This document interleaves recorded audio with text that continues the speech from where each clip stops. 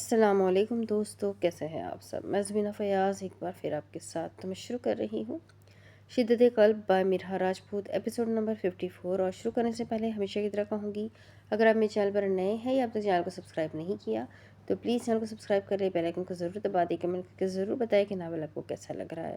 ساتھ ہی اپنے کانٹیکٹس میں شیئر ضرور کریں کیونکہ رائٹر کا حق ہوتا ہے۔ تو چلیں ہم اس ناول کو آگے سٹارٹ کرتے ہیں۔ اب میں تمہیں بتاؤں گی کہ میں کیا چیز ہوں۔ سامنے وال پر بڑا سا سٹول اور اس کے اوپر 2-3 کشنز رکھے، وہ اوپر چڑھنے میں کامیاب ہو گئی تھی۔ کوئی مجھے قید نہیں کر سکتا، میں آزاد پنچھی ہوں۔ اس بار بڑبڑاہٹ میں خوشی آئی۔ تقریباً آدھے گھنٹے سے وہ اس شارپ کو دیکھ رہی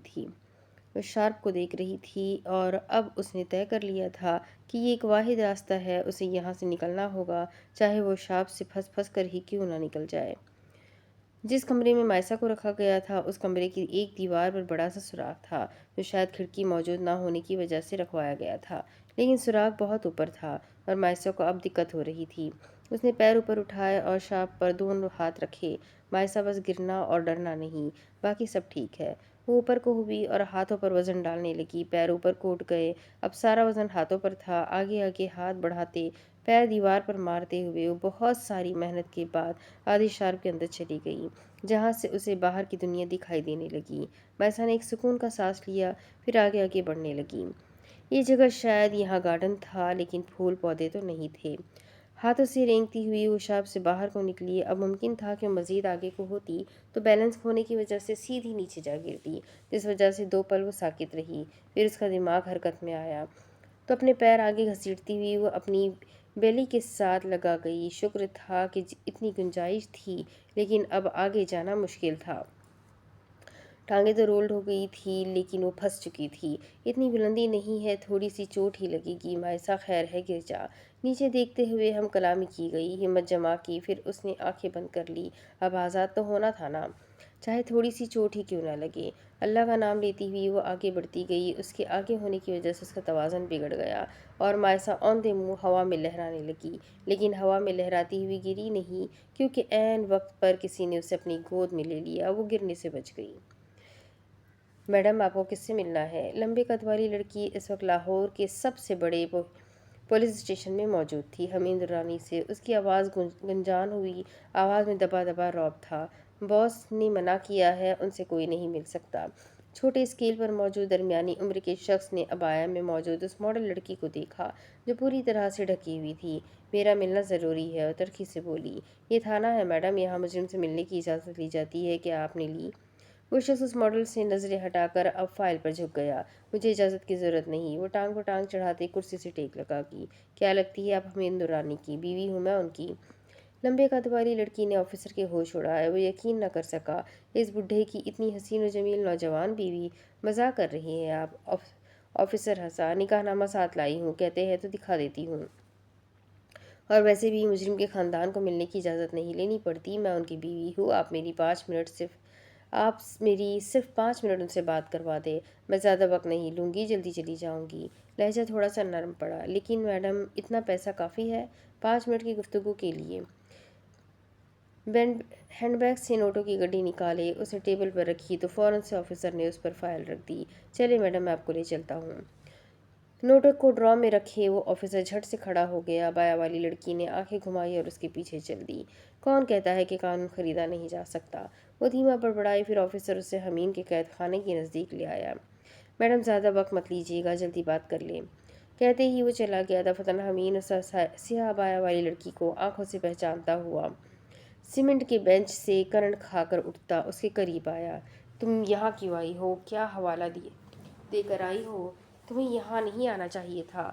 تمہیں پتہ ہے اگر تمہیں کسی نے پہچان لیا تو کتنا مسئلہ بن جائے گا۔ حمیم کا چہرہ زرد پڑا۔ اس کے بنسبت عبایا والی لڑکی نے پرسکون انداز میں سلاخوں پر موجود حمیم کے ہاتھ پر اپنا ہاتھ رکھا۔ بیوی ہوں میں تمہاری، اس کے علاوہ کیا حوالہ دے سکتی تھی؟ کال پر بات کرتا تھا نا میں تو تمہیں یہاں آنے کی کیا ضرورت تھی؟ میرا سارا ڈیٹا خزان کے پاس جاتا ہے۔ تم پاگل تو نہیں ہو یمنا؟ حمیم چلایا۔ ہنی، تم پریشان کیوں ہوتے ہو؟ قانون کو خریدنا مشکل ہے کیا؟ وہ افسر کسی کو کچھ نہیں بتائے گا۔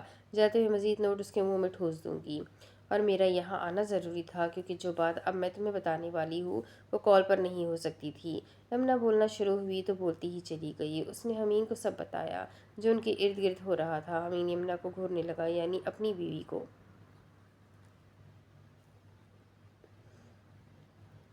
ڈیم اٹ، وہ کیسے جان گیا؟ امین درشتی کے عالم میں چلاتا اپنا ہاتھ پوری قوت سے لوہے کی سلاخوں پر مار گیا۔ یہ اس کے لیے مشکل نہیں تھا، لیکن تم اتنی بڑی بیوقوفی کیسے کر سکتے ہو؟ تم رمیزہ کا لیٹر کسی اور سے بھی لکھوا سکتے تھے، تم نے خود ہی کیوں لکھا؟ یمنا گویا اس کی عقل پر ماتم کر رہی تھی۔ امین نے اپنا سر تھام لیا۔ مجھے کیا پتا تھا وہ دونوں بھائی پھر سے ایک ہو جائیں گے، کیونکہ جتنی نفرت آفندی کے دل میں ابرار کے خلاف میں ڈلوا چکا تھا، اس کے بعد یہ ممکن ہی نہیں تھا کہ آفندی ابرار کی شکل بھی دیکھتا۔ وہ گرج رہا تھا، دماغ کی دہی ہو چکی تھی، گیم اس کے ہاتھ سے نکل رہی تھی اور وہ ایسا نہیں ہونے دے سکتا تھا۔ اور وہ ہرمان، اس کو تو میں چھوڑوں گا نہیں۔ اس نے ہمیشہ مجھے ٹکر کا مقابلہ دیا ہے، لیکن اس بار میں اسے نہیں چھوڑوں گا۔ کہانی کے تمام کردار اپنے اپنے مطابق کہانی کا رخ بدل رہے تھے۔ ہرمان نے سوچا تھا کہ وہ امین کا چہرہ بے نقاب کر کے اسے زندہ زمین میں دفنا دے گا، لیکن اسے کیا معلوم کہ اس کی بیوی یمنا اسے سب بتا دے گی۔ کوئی بھی جذباتی فیصلہ مت کرنا امین، وہ بہت شاطر ہے، تمہیں بھی اب پیچھے ہی حملہ کرنا ہے۔ وہ امین کو شہ دے رہی تھی تو طے ہوا کہ یمنا جبل الدین فساد کی جڑ تھی۔ وہ مجھے برباد کرے گا، اس سے پہلے میں اسے برباد نہ کر دوں گا۔ میں اس لیے خاموش تھا کہ مجھے لگا وہ صرف رومیزہ کی موت کا سچ جانتا ہے، لیکن اب جب اس نے میرے سارے راز کھول دیے ہیں تو میرا بھی فرض بنتا ہے کہ میں اس کی ذات کی دھجیاں اڑا دوں۔ وہ جذبات میں آ چکا تھا، اب عقل کسی کام کی نہیں رہی تھی۔ اب تم وہ کرو گے جو تمہاری بیوی کہے گی۔ میں نے بہت زبردست منصوبہ بندی کی ہے، اگر ایسا ہو گیا تو تم سمجھو سب کچھ ہم دونوں کے قبضے میں ہوگا۔ یمنا نے 2 ہی منٹ میں ساری پلاننگ اسے اچھے سے سمجھا دی۔ میں ایسا ہی کروں گا۔ امین کی نگاہیں غیر مرئی نقطے پر مرکوز ہوئی۔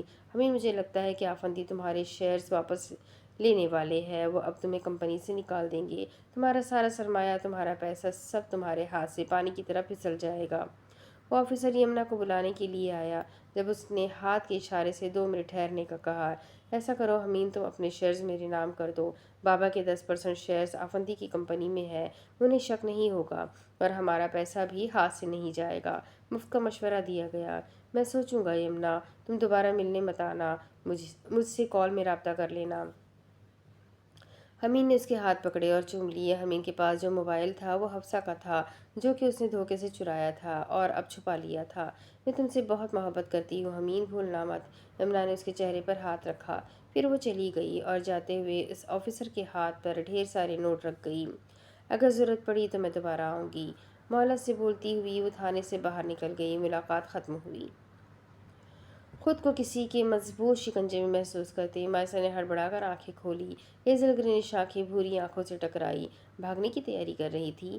مائسا جھنجھلائی تو براٹوا نے اسے آرام سے نیچے اتار دیا۔ مقابل نے ایک زہریلی نگاہ اس پر ڈالی۔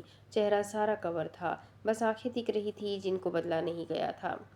تمہاری ہمت کیسے ہوئی مجھے چھونے کی؟ وہ چیخی۔ اشتعال چڑھا، یہ آخری وقت میں براٹوا کی انٹری ضروری تھی کیا؟ بالکل ویسے ہی جیسے تمہاری ہمت ہوئی یہاں سے بھاگنے کی۔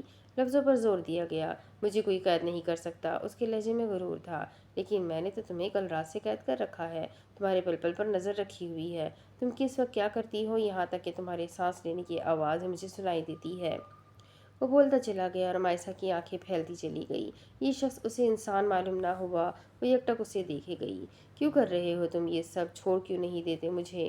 وہ روبرو کھڑے شخص کی آنکھوں میں ڈوبی اپنائیت کا احساس ہوا۔ لفظ نشتر زن ہوئے۔ ساری دنیا کو چھوڑ سکتا ہوں لیکن تمہیں نہیں چھوڑ سکتا۔ وہ مستقل اسے دیکھے گیا۔ مائسا جواب کی منتظر تھی۔ وہ خاموشی گزشتہ کتنے ہی لمحوں سے حائل تھی۔ کل تمہاری آنکھیں کالی تھی، آج بھوری کیسے ہو گئی؟ وہ 6 فٹ 2 انچ دراز خاموش شخص سے قریب ہوئی، گردن اٹھی، آنکھوں میں جھانکا، پھر سوال ہوا۔ سیکنڈ کے ہزارویں حصوں میں براٹوا نے نظریں چرائی۔ یہ آنکھیں، یہ بھوری آنکھیں تو اس کے شوہر کی تھی۔ مجھ پر زیادہ توجہ مت دو۔ براٹوا نے ہاتھوں پر چڑھائے شیلڈ گلوز سے مائسا کا ہاتھ اپنے ہاتھ میں تھاما اور اسے اپنے ہمراہ لیے کچن میں آ گیا۔ کل رات سے تم نے کچھ کھایا نہیں ہے، میں بناؤں گا تو تم پھینک دو گی، اس لیے خود بنا لو جو دل چاہے۔ وہ پلر کی اوٹ سے ٹیک لگا کر کھڑا ہو گیا۔ مائسا اسے ہی دیکھ رہی تھی۔ یہ آنکھیں، ان سے نگاہیں ہٹانا مشکل تھا۔ یہ آنکھیں سحر زدہ تھی۔ ایک پل مائسا کو یوں لگا جیسے ہرمان ہی اس کے سامنے کھڑا ہے، لیکن محبت بینائی تک کو دھوکہ دے رہی تھی۔ فریج میں سب پڑا ہے، جو چاہے لے لو۔ وہ دوبارہ سے مخاطب ہوا تو مائسا کا سحر ٹوٹا۔ وہ فریج کی سمت بڑھی اور چیزیں نکالنے لگی۔ براٹو وہیں کھڑا اس کی تمام کارروائی دیکھتا رہا۔ کہاں جا رہے ہو؟ مجھے بغیر بتائے۔ وہ بن ٹھن کر اپنے کمرے سے باہر نکلا تو اینا کسی زلزلے کی طرح اس پر نازل ہوئی۔ ہیڈ مساج کروانے جا رہا ہوں۔ موبائل کو پاکٹ میں ڈالے اس نے اپنا دروازہ بند کیا۔ دفعتاً اینا نے کھا جانے والی نگاہوں سے اسے گھورا۔ آج کل تو میں تم سے اتنی بات بھی نہیں کر رہی، پھر تمہارا سر کیوں دکھ رہا ہے؟ وہ کمر پر ایک ہاتھ رکھے آنکھیں چھوٹی کیے بولی۔ اینا یار، میری اپائنٹمنٹ کا وقت ہو گیا ہے، وہ میرا انتظار کر رہی ہوگی۔ اے جے جلدی میں بولا اور آگے بڑھ گیا۔ اینا نے پیچھے سے اس کی شرٹ پکڑتے روکا۔ دفعتاً اے جے نے اپنی آنکھیں میچی۔ اف، یہ کیا بول دیا اس نے؟ کیا کہا تم نے؟ انتظار کر رہی ہوگی مطلب کوئی لڑکی ہے؟ وہ شک کی مزاج خاتون لفظوں کو چبا کر بولی۔ کیا بات کر رہی ہو اینا؟ لڑکی ہی ہوگی، اور لڑکے سے تھوڑی نہ کرواؤں گا۔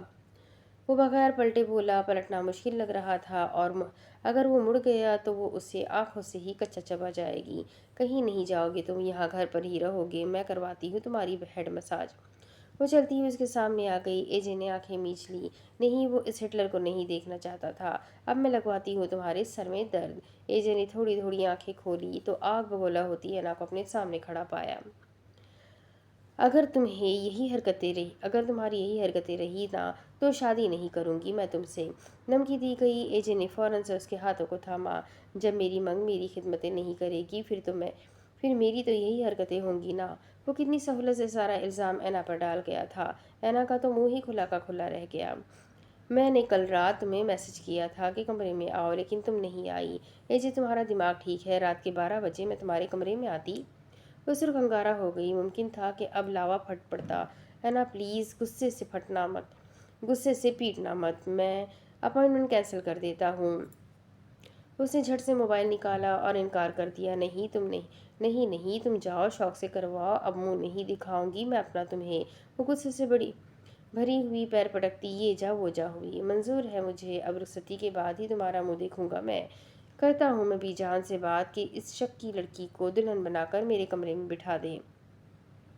اے جے نے پیچھے سے ہی ہانک لگائی۔ اینا نے سن لیا لیکن رکی نہیں۔ اپنے کمرے میں پہنچتے دروازہ پٹاخ سے بند کر دیا۔ اب اے جے اپنی ہیڈ مساج کی بجائے مناتا رہے اسے۔ اس کا دروازہ بجانے کی بجائے اے جے نے بی جان کے کمرے کا رخ کیا۔ بی جان، یہ کیا بات ہوئی؟ سب نے شادی کر لی، میری ابھی تک نہیں ہوئی۔ وہ منہ بسورتا ہوا بی جان کے نزدیک آ بیٹھا تو بی جان ہنس دی۔ میرا پوتا ابھی چھوٹا ہے نا، جب بڑا ہو جائے گا تو میں شادی کروا دوں گی، بی جان شرارت سے بولی۔ اے جے کا منہ لٹک گیا۔ بی جان کے پاس بیٹھی فریال نے اپنی ہنسی ضبط کی۔ بی جان، میں آپ کو بچہ لگ رہا ہوں؟ اس نے رونی صورت بنائی۔ بی جان نے اس کے گال کھینچے۔ ہاں، میرا معصوم سا پوتا بچہ ہی تو ہے، اور ویسے بھی تمہاری منگ بہت مہنگی ہے، اس کی ذمہ داری نہیں اٹھا پائیں گے تمہارے یہ نازک کندھے۔ اینا کا حوالہ دیا گیا۔ بی جان جانتی تھی وہ اتنا خرچ کرواتی تھی کہ بندہ ایک دن میں کنگلا ہو جائے۔ تو بی جان، میں کما لوں گا نا۔ اب دیکھیں، وہ ناراض ہو کر اپنے کمرے میں چلی گئی ہے۔ اگر ہماری شادی ہوئی ہوتی تو وہ میرے کمرے میں جاتی اور میں چابی سے دروازہ کھول لیتا۔ آہا، تو یہ بات تھی۔ اینا کی ناراضگی اسے برداشت نہیں تھی، پھر وہ ایسی حرکتیں ہی کیوں کرتا تھا؟ اسے ناراض مت کیا کرو اے جے، فریال بیگم نے اسے ڈپٹا۔ ماما، میں کہاں کرتا ہوں، وہ خود ہو جاتی ہے۔ آپ لوگ بس ہماری شادی کروا دے، پھر دیکھنا میں ایک بھی دن اسے ناراض نہیں کروں گا۔ بیگم زن مریدی کے ریکارڈ توڑنے ہیں تمہارے بیٹے نے۔ اسے پتہ ہے اگر ناراض کروں گا تو بیوی کمرے سے نکال دے گی۔ اندر داخل ہوتے آفندی نے اے جے کو دیکھتے کہا تو بی جان اور فریال کا قہقہا بلند ہوا۔ بی جان، دیکھیں نا، زاران مجھ سے چھوٹا ہے اور اس نے بھی نکاح کر لیا ہے، یہ نہ ہو آپ لوگ ہماری شادی نہ کروائے تو ہم چپکے سے نکاح کر لیں۔ اے جے نے دھمکایا، لیکن زاران کے ذکر پر آفندی کی مسکراہٹ چھو سے اڑی۔ فریال، تیاری کر لو، ورنہ تمہارے اس نکمے بیٹے نے ایسا ہی کوئی کارنامہ سر انجام دے دینا ہے۔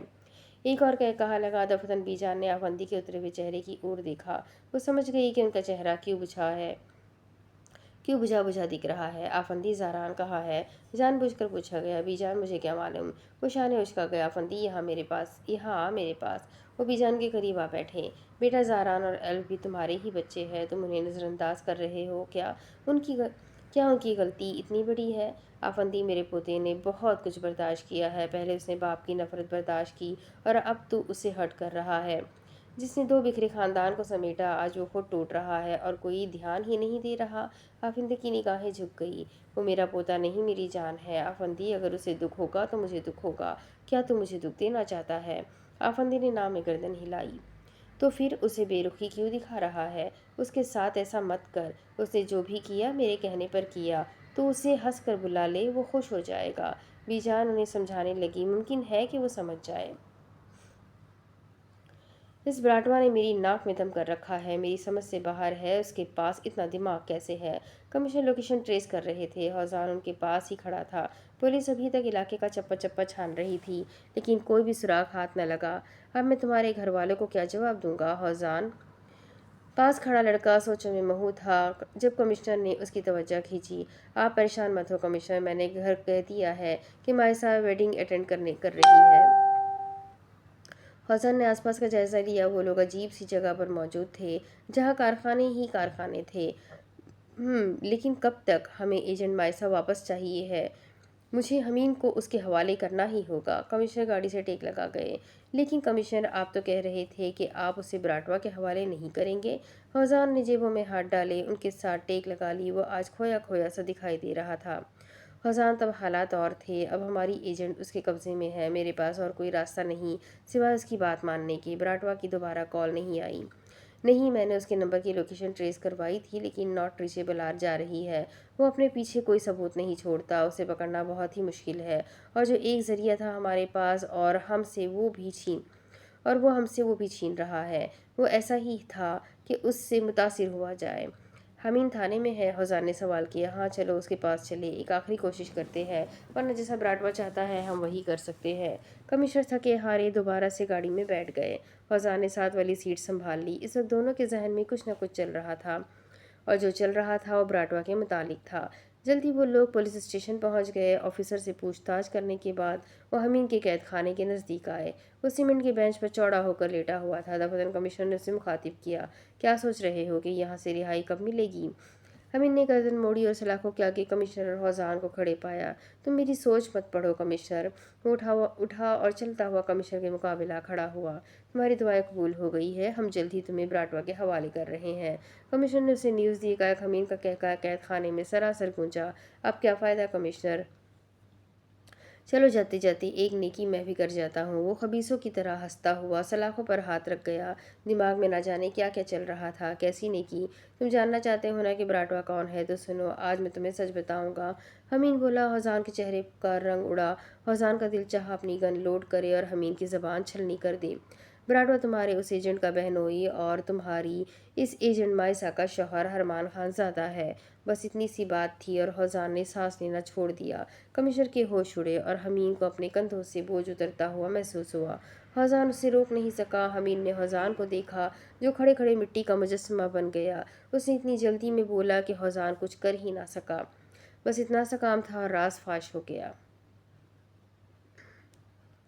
کمشنر نے گردن چٹک کر بے یقینی سے حوزان کی اور دیکھا۔ حوزان خان زادہ شرمندہ ہو گیا۔ نظریں چرا لی گئی۔ بیک وقت حمین کے چہرے پر فاتحانہ مسکراہٹ رقص ہوئی۔ تم سچ کہہ رہے ہو؟ کمشنر کو گویا اعتبار نہ آیا۔ وہ مائسا کے ہسبینڈ کے بارے میں کچھ نہیں جانتے تھے، ورنہ اس وقت انہیں تھوڑا سا شک ضرور ہوتا۔ براٹوا مائسا کا شوہر ہے۔ اگر تمہیں یقین نہیں آ رہا تو تم اپنے اس ایجنٹ سے پوچھ سکتے ہو، یہ سب جانتا ہے۔ اس چالاک آدمی نے اپنے لفظوں سے حوزان کو گھیرے میں لیا۔ حوزان کمشنر سے نظریں ملانے کے قابل ہی نہ رہا۔ وہ کیا کرے، کیا بولے، کیا کہے؟ کچھ سمجھ نہ آیا۔ حالانکہ دل تو چاہ رہا تھا سب تہس نہس کر دے، مگر نہ چاہتے ہوئے بھی ضبط کر گیا۔ ایجنٹ حوزان نے کمشنر کو نہیں بتایا کہ براٹوا اس کا بہنوئی ہے۔ کتنی بری بات ہے، قانون سے دغا بازی کی جا رہی تھی۔ حمین جلتی پر پیٹرول پھینکنے لگا۔ کمشنر کو یہ سب ایک خواب سا معلوم ہوا۔ حوزان سے انہیں یہ امید نہیں تھی۔ اپنا منہ بند رکھو، حوزان اپنے آپے سے باہر ہوتے چلایا۔ کمشنر نے مٹھیاں بھیج دی۔ کیوں، سچائی کڑوی لگ رہی ہے کیا؟ بتاؤ، کیا تم نہیں جانتے تھے کہ ارمان براٹوا ہے؟ وہ شیطانی عمل پر اتر آیا تھا۔ حوزان کا چہرہ سرخ انگارا ہو گیا۔ کمشنر مزید اس کی سننے کی بجائے لمبے لمبے ڈگ بھرتے وہاں سے چلے گئے۔ تمہیں تو میں نہیں چھوڑوں گا حمین، دیکھنا کتے کی موت دوں گا۔ ایک ایک لفظ چبا کر کہا گیا۔ اس نے ارمان سے وعدہ کیا تھا اس کی حقیقت سامنے نہیں آنے دے گا، لیکن یہ हमीन ने क्या कर दिया? दफतन हौजान बड़े बड़े कदम उठाता कमिश्नर के पीछे गया। कमिश्नर गाड़ी में बैठे गहरे गहरे सांस ले रहे थे। एकाएक हौजान उनके करीब आया, फ्रंट डोर खोला और अंदर बैठ गया। कुछ बोलने की हिम्मत ही पैदा नहीं हो रही थी। तकरीबन 5 मिनट खामोशी की नज़र हुए। ये सच है हौजान? कमिश्नर ने खामोशी का दौरानिया तोड़ा। कमिश्नर मेरी बात। हौजान ने कुछ कहना चाहा लेकिन उसे टोक दिया गया। मैंने पूछा हाँ या ना। कमिश्नर के जहन में बहुत से मनाजिर गर्दिश हुए। हौजान ने थूक निकला, हाँ ये सच है। तस्लीम कर लिया गया। कमिश्नर ने आंखें मूंद ली। कुछ बहुत बुरी तरह से दिल पर लगा। तुम सब जानते थे, फिर भी तुमने मुझसे झूठ बोला, मुझसे छुपाया। मैंने तुमसे पूछा तुम अफंदी हसनैन को जानते हो, तो तुमने कहा नहीं। तब से झूठ बोल रहे थे।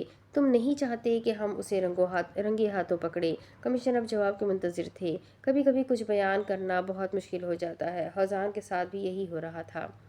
कमिश्नर, आपने जिस रात मुझसे आफंदी हसनैन का पूछा, मैं खुद तब शौक में था। मुझे पहले इस बारे में कोई इल्म नहीं था। उसने जब मायसा को किडनैप किया तो मैंने उससे रब्ता किया। उसने मुझे लोकेशन सेंड की। मैं वहाँ गया। मैं उससे बहुत झगड़ा, लेकिन कमिश्नर।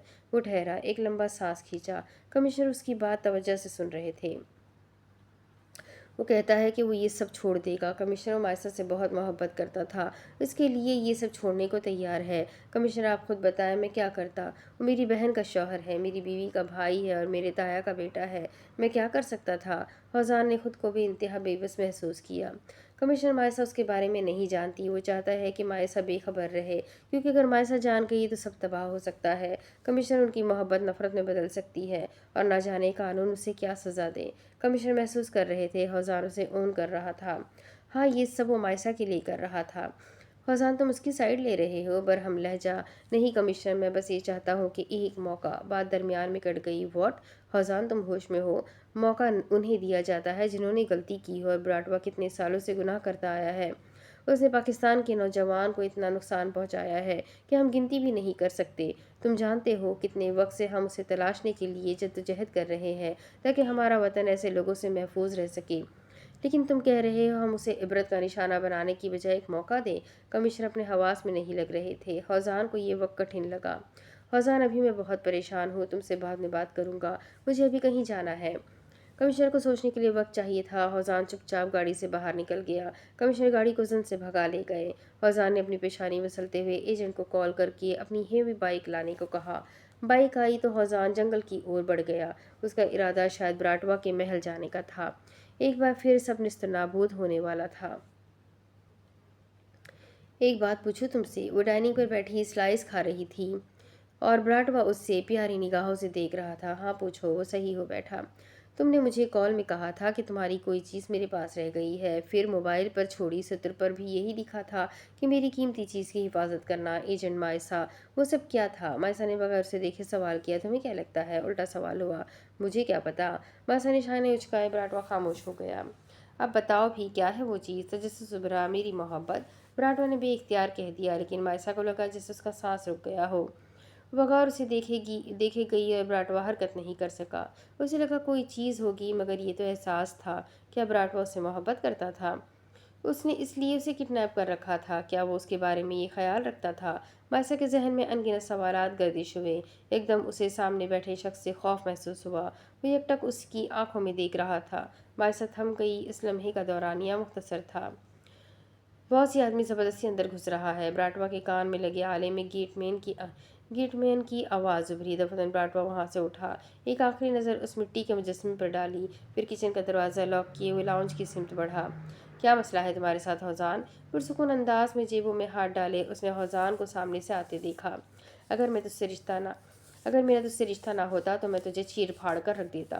फौजान ने बिगड़े तेवरों से उसका कॉलर दबोच लिया। हरमान को उसकी हरकत नागवार गुजरी। तू होश में तो है? हरमान ने उसके हाथों की ओर इशारा किया। फौजान की पकड़ मजबूत रही। तू जानता भी है हमीन ने तेरे खिलाफ सारी सच्चाई उगल दी है। फौजान ने उसे गंग कर दिया। हरमान की कुशादा पेशानी पर बेशुमार बल नमूदार हुए। वॉट? वो चीखा। वो ऐसा कैसे कर सकता है? बेएतबारी फैल गई। वैसा कर चुका है हरमान खानजादा। हौजान ने उसका कॉलर छोड़ दिया। उसने कमिश्नर को सब सच बता दिया। उसने ये कहा कि बराटवा मायसा का शौहर है। हरमान बेचुताब खाता रह गया। उसने ऐसा क्यों किया? मैं उसे आज़ाद करवाने वाला था। वो मेरे खिलाफ कैसे बोल सकता है? उसे तो मैं छोड़ूंगा नहीं, तड़प तड़प कर मौत दूंगा। उसे इश्तियाल चढ़ा दिमाग माऊफ हुआ। ये हमीन ने क्या कर दिया? میں نے کمشنر کو کام ڈاؤن کرنے کی کوشش کی لیکن مجھے نہیں پتا وہ کیا کریں گے۔ وہ اب حرمان کو کسی امید میں نہیں رکھنا چاہتا تھا۔ شٹ! حرمان نے اپنے ہاتھ کو مکے کی صورت دیتے دیوار پر دے مارا۔